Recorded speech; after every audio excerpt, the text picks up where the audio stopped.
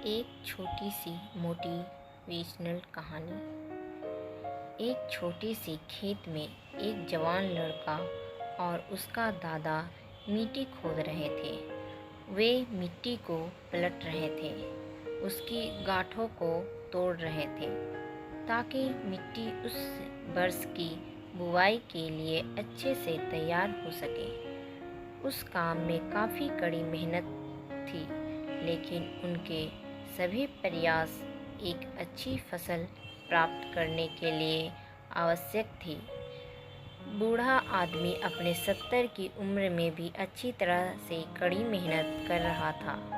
हाँ, थकान से वो काफ़ी हद तक हाफ रहा था। बूढ़ा आदमी अपने 70 की उम्र में भी अच्छी तरह से कड़ी मेहनत कर रहा था। हाँ, थकान से वो काफ़ी हद तक हाँफ रहा था। हर प्रहार के जोर से उसके माथे से पसीना टपकता था, लेकिन फिर भी वह शिकायत नहीं कर रहा था। उसका पोता, जो महज 17 साल का था, तंदुरुस्त और ताकतवर, वह मिट्टी को पलटने और गांठों को तोड़ने में लगती मेहनत और ताकत के लिए कोसता। फिर वहां खड़े होकर वह हाँफता और थोड़ी देर के रुक जाता।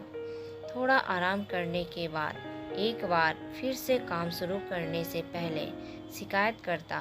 थोड़ी देर बाद युवा पोता देखता है कि उसके दादाजी ने जितना काम कर जमीन को तैयार किया, वो खुद ने की तैयार की जमीन से बहुत ज़्यादा है।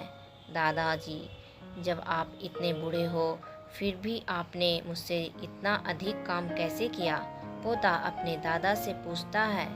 दादाजी ने उसे जो जवाब दिया, उसकी उसे उम्मीद नहीं थी। जब हम किसी काम को मुश्किल मानते हैं और उसके बारे में ज़्यादा सोचते हैं, तो सच में मुश्किल हो जाता है, और हम बिना सोचे जब उसे करते हैं और करते ही रहते हैं तो वो आसान हो जाता है। पोता थोड़ा अचंभित हो जाता है, इसलिए दादाजी अपनी बात जारी रखते हैं।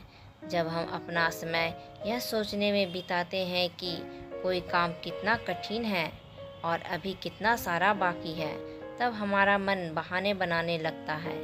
इन सभी चीज़ों के बारे में सोचना, अपने स्वयं के विचारों के बवंडर में फंसना ही उस काम को हमारे लिए बहुत ज़्यादा कठिन बना देता है।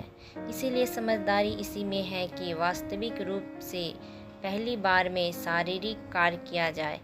जब आप तय किए काम के बारे में ज़्यादा सोचते हैं और अपने दिमाग को नकारात्मक विचारों पर ध्यान केंद्रित करने की अनुमति देते हैं, तो आपकी गति उस काम को करने के लिए अपने आप धीमी होते जाती है।